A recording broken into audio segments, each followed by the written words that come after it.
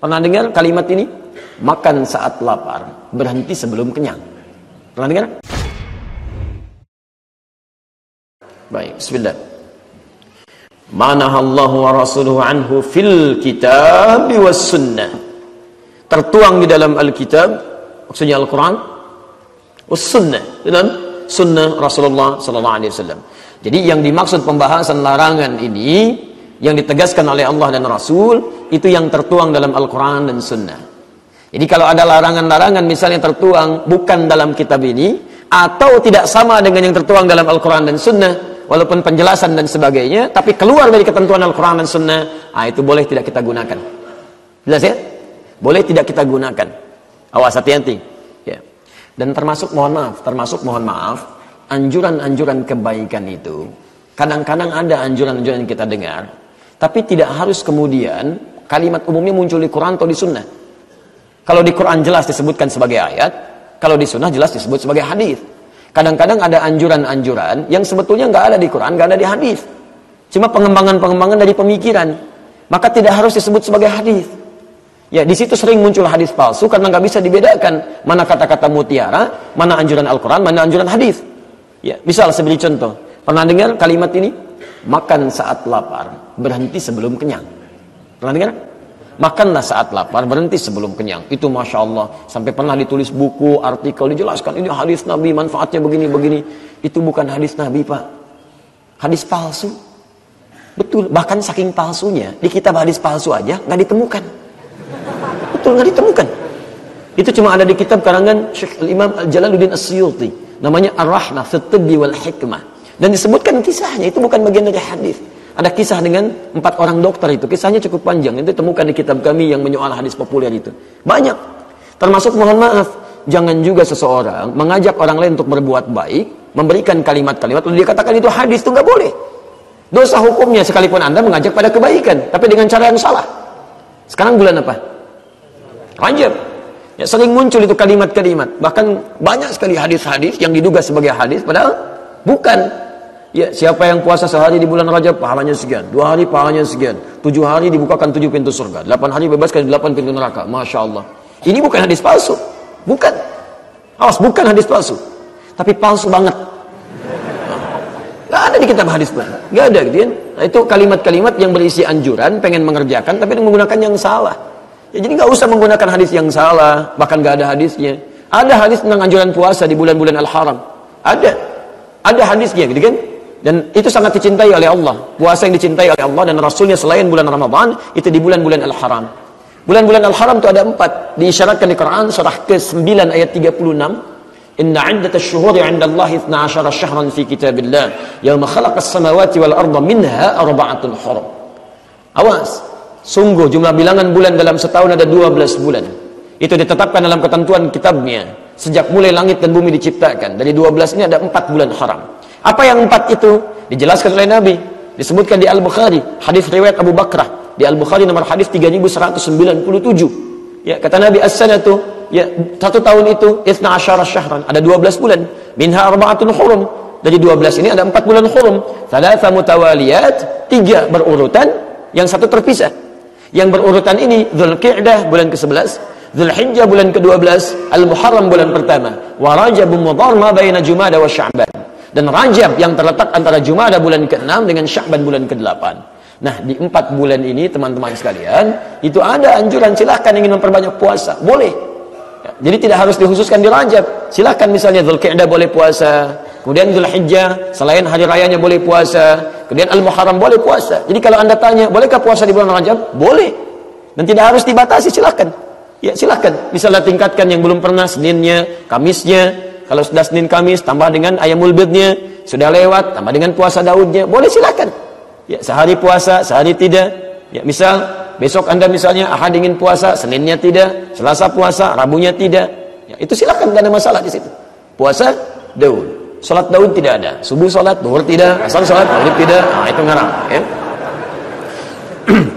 Saya bekerja sebagai freelance designer pada teman saya yang Nasrani. Teman saya ini memiliki restoran dan tempat hiburan malam. Tugas saya membuat desain pada kedua tempat ini. Desain ini meliputi menu atau promo makanan dan minuman. Namun selain itu ada juga bentuk promo minuman beralkohol, wine, serta acara live band atau live music, DJ. Pekerjaan saya hanya sampai mengirim lewat email. Saya tidak pernah datang atau mengikuti acara tersebut. Mohon penjelasannya.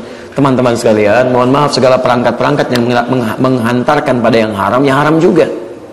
Ya, mereka datang itu kan karena info dari antum. Desainnya bagus lagi, promosinya hebat. Yang bikin siapa? Antum. Kalau antum nggak bikinin, nggak akan datang mereka. Ya, maka wasilah-wasilah pada yang haram jauhi. Kalau ada pekerjaan baik, kenapa pilih yang tidak baik? Ya, kalau menawarkan pada yang baik saja, nggak apa-apa, nggak jadi masalah. Tapi kalau menawarkan pada yang tidak baik, ya nggak usah diambil. Antum kan punya pilihan. Yang punya rezeki itu bukan manusia, Allah. Jangan berharap pada manusia. Allah tawarkan rezeki yang baik, kenapa pilih yang buruk? Sejak kita diciptakan, ingat ini betul ya. Ingat ini betul. Sejak kita diciptakan, Allah sudah khususkan rezeki kita yang baik. Quran surah 17 ayat 70, posisi paling kanan di pertengahan. Walaqad karramna bani Adam. Sungguh kami telah muliakan anak cucu Adam itu. Hati-hati. Wa hamalnahum fil barri wal bahri, dan kami jadikan mereka banyak beraktivitas, baik di daratan maupun di lautan. Wa razaqnahum minat thayyibat, dan kami sudah sediakan rezeki yang baik-baik buat mereka. Yang baik-baik. Jadi kalau ada yang baik, kenapa pilih yang buruk? Cari yang baik. Ya, bahkan orang beriman itu nggak akan berpikir yang buruk. Quran surah kedua ayat 172, posisi paling kiri di pertengahan sedikit ke atas. Ya ayyuhalladzina amanu kulu min thayyibat. Hei orang-orang yang masih merasa punya iman, silahkan makan, kerja, silahkan dapatkan dari yang baik-baik saja. Ya. Jadi kalau ada yang baik itu yang mulia. Jangan takut kehilangan pekerjaan, karena wasilah untuk mendapatkan rezeki itu sudah diatur oleh Allah Subhanahu wa taala. Paham ya? Antum dengan maksiat, cari rezeki dengan maksiat, dapatnya segitu juga. Tapi ketika mendapat yang halal, keberkahan diberikan, berkahnya banyak. Ketika berkah, manfaatnya lebih. Ya. Hadis kursinya ada kok. Ibadi, hambaku, kata Allah. Khalaqtuka lil ibadah, fala tal'ab. Saya ciptakan kamu untuk banyak beribadah, jangan banyak mainnya. Wa qasamtu laka rizqaka fala tat'am. Dan saya sudah bagi rezeki kalian, jangan terlalu lelah. Itu kejar-kejar sampai lupa ibadah. Bahkan kan banyak ketentuan, siang cari rezeki, malam untuk istirahat. Wa ja'alna al-laila libasa wa ja'alna an-nahara ma'asha. Kami jadikan malam untuk istirahat, siang untuk beraktivitas. Gampang kok. Ya, Masya Allah.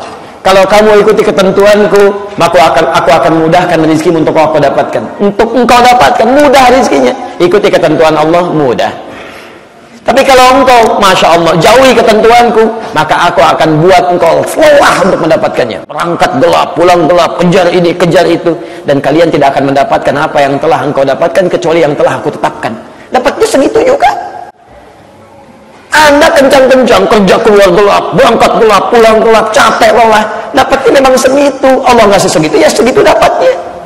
Jangan bangga kalau dapat 100 miliar, memang dapatnya memang harus segitu. Rezeki Anda segitu.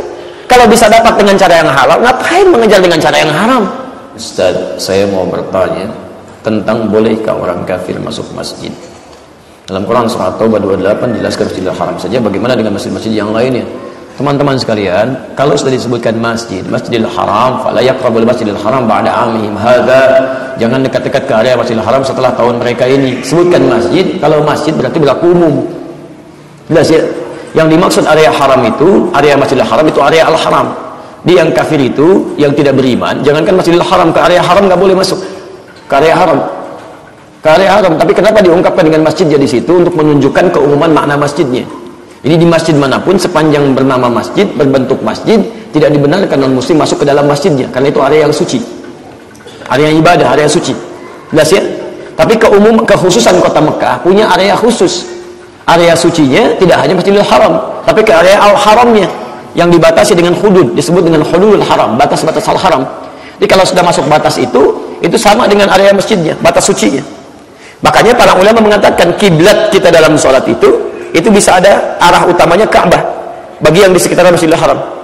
Tapi kalau dia kemudian lewat dari situ, diprediksi ukurannya tidak bisa pas langsung ke arah Ka'bah, maka area masjidnya. Tapi semakin jauh lagi ke area masjid kan semakin mengecil tuh, belum tentu ke sana, maka area Al-Haramnya jadi daerah kiblat. Nah, di luar kota itu, maka terbatas pada fungsi masjidnya. Jadi kalau di luar masjid silahkan, bisa non-muslim pengen lihat-lihat, ya kan? Ada yang pengen juga lihat, ada yang pengen foto, ada yang macam-macam, gak ada masalah di luar. Tapi kalau ke dalam tidak, Jelas ya? Kecuali dalam kondisi-kondisi dia misalnya ingin bersyahadat, ya, dia ingin bersyahadat, dia ingin berubah jadi muslim dan sebagainya, maka itu diperkenankan karena dia ingin menjemput hidayah untuk kembali kepada nilai kebaikan-kebaikan. Paham sampai sini?